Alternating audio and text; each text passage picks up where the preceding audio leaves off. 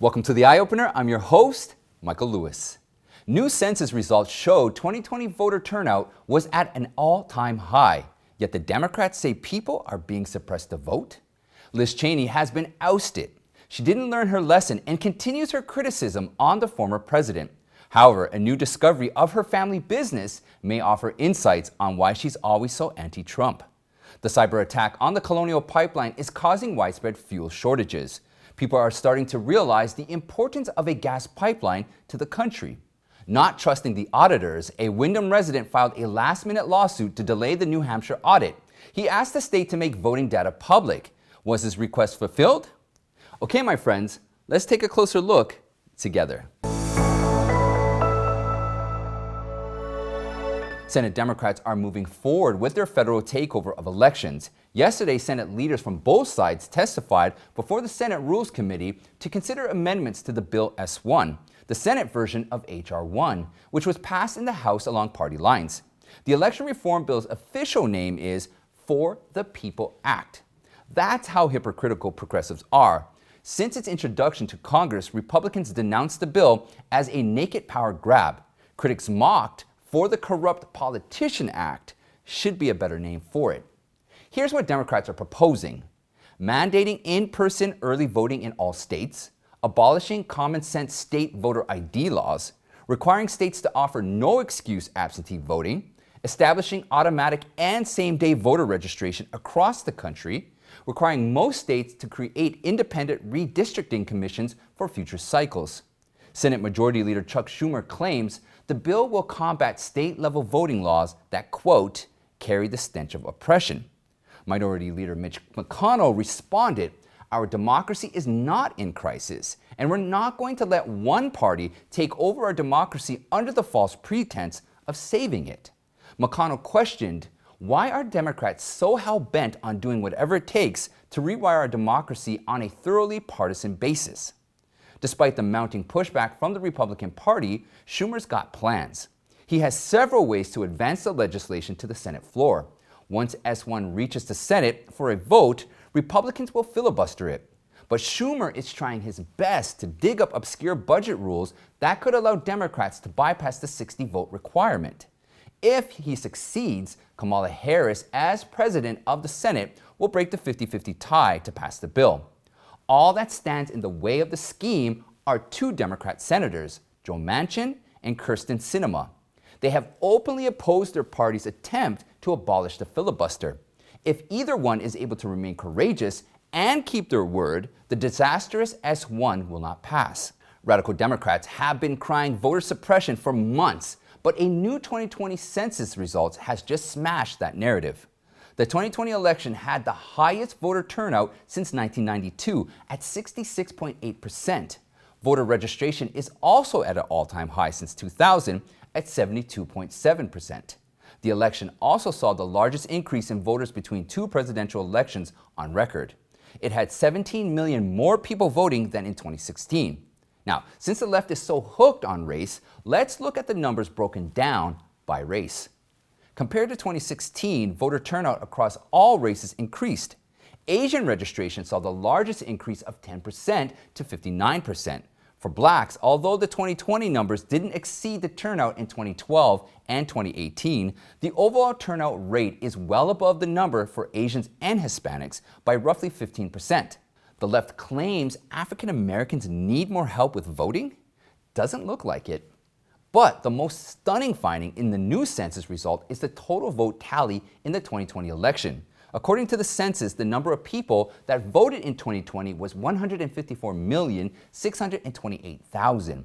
The number of actual ballots cast from the official election results is 158 million. The election results had nearly 4 million extra votes.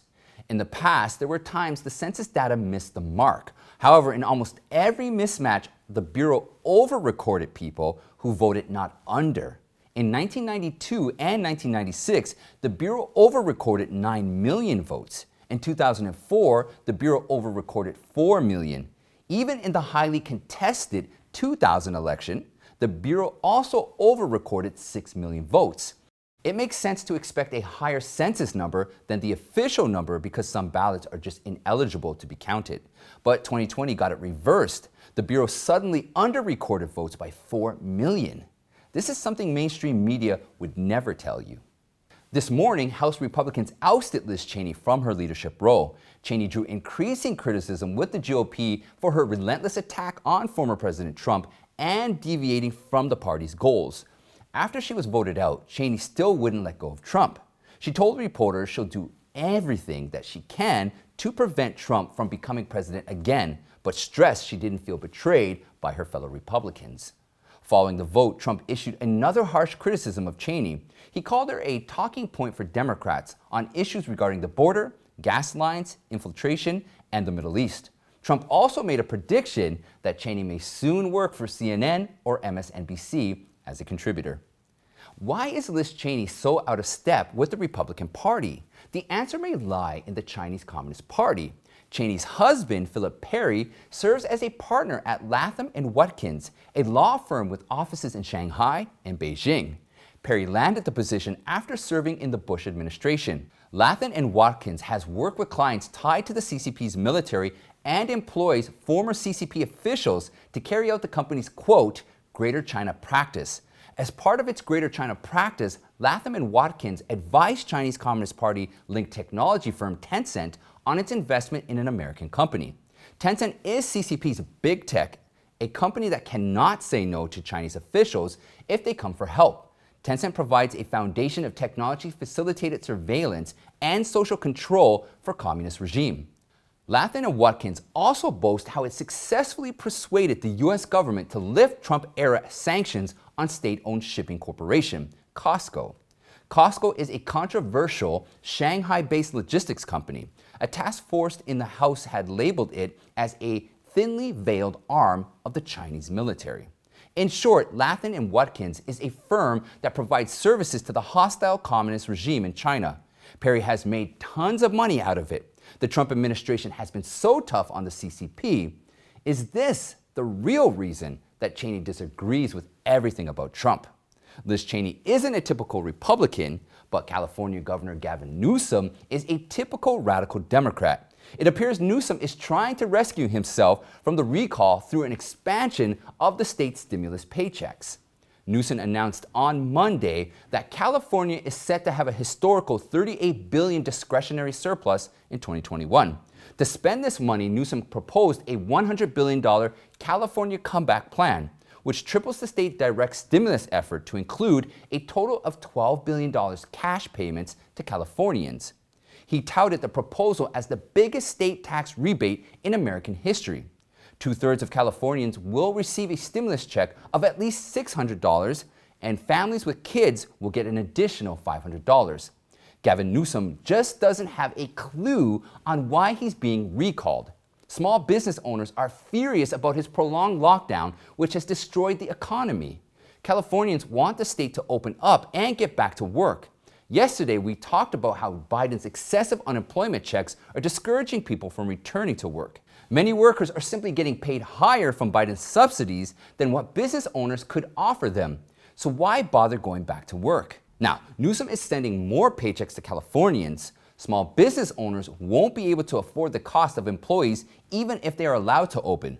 Why won't Newsom open up the state and support small businesses to open? That might give him a better chance to save himself from the recall. The Colonial Pipeline is still offline. The shutdown has already caused widespread fuel shortages in the Southeast. By Tuesday evening, 1 in 5 gas stations in Atlanta were out of fuel. About 1 in 10 gas stations in North Carolina, Virginia, and Georgia have gone dry. Florida got its gas shipped in, so the shutdown won't affect local supplies. But it still drove up prices. Millions of Americans are rushing to fill up their tanks before it's all gone. North Carolina Governor Roy Cooper signed an executive order declaring a state of emergency, temporarily suspending motor vehicle fuel regulations to ensure adequate fuel supplies throughout the state. Florida, Virginia, and Georgia have also declared state of emergency over the gas shortages. With gas supplies in jeopardy and consumers panicking, people started to wonder why we are so dependent on just one pipeline. Shouldn't we build more? The cyber attack on Colonial is a lesson to many anti-pipeline crowds, including Biden's Energy Secretary, Jennifer Granholm, who once said she never saw a pipeline that she liked. Granholm is now saying the government could prioritize the pipelines to the most in-demand locations. Now, before we continue, if you like our program, please hit the like button and subscribe. It'll force the YouTube algorithm to share this video to potentially thousands of people. And today we have a special toast to the two beautiful ladies, Anne and Osi, who posted pics of themselves in the Eye Opener chat room group on Telegram with their mugs that matter. While Anne is seen enjoying hot chocolate in her mug, poor Osi had to MacGyver her handle back onto the mug with some glue. But don't worry, Osi, your new mug is on the way. Okay, everyone, let's raise our mugs and let me say thank you to Anne and Osi. Your support is greatly appreciated. Salute. Last weekend, former Secretary of State Mike Pompeo gave the commencement address at Regent University, an evangelical college in Virginia. He warned of the looming challenges to the religious freedom in the United States. Pompeo is a devout Christian. During his speech, he talked about how after his graduation from West Point, he was deployed to the border of freedom between East and West Germany before the fall of the Iron Curtain. It was an honor for him to witness the end of the Cold War. Now, however, today Pompeo sees the border of freedom much closer to home. He said it's right here in our own communities. Religious freedom is increasingly under attack from our government, be it local, state, or federal. Pompeo noted that the founding of America is deeply rooted in Judeo-Christian values, but more and more being a good follower of Christ is becoming less synonymous with being a good American. Pompeo said, after all, it's those values that give America the moral authority that permits us to lead the world. I've spent a good deal of my time defending faith, our values, and our unalienable rights that have been granted to us by God. I did so not only here in the United States, but all around the globe. But sadly, there's a growing threat right here, right in our backyard. Our country must remember that no one can enjoy the pursuit of happiness if you cannot own the fruits of your own labor, and no society can retain its legitimacy or a virtuous character without religious freedom. That the battle to stop the divorce of America from its founding values is much more important. After all, it is those values which make us the shining city on a hill and give us the moral authority that permits us to lead the world. Each one of us has a responsibility to stand up and champion those values, because it will be impossible to achieve your individual goals if we lose them. During the pandemic, the governments of New York and California attempted to prohibit religious gathering in churches. Our neighboring country, Canada, recently arrested 2 pastors for providing church services to residents. But no one would deny that spiritual strength is vital for an individual to overcome difficulties. Beliefs and faith give people the spiritual strength they need in dire circumstances like a pandemic. Isn't government intervention of people's rights to follow religious rituals actually totalitarian? Some politicians identify themselves as devout Christians or Catholics to elevate their skewed morality. For example, Joe Biden and Nancy Pelosi claim to be devout Catholics, yet openly support abortion. More and more American bishops are concerned about Catholic politicians who have deviated from basic Catholic values.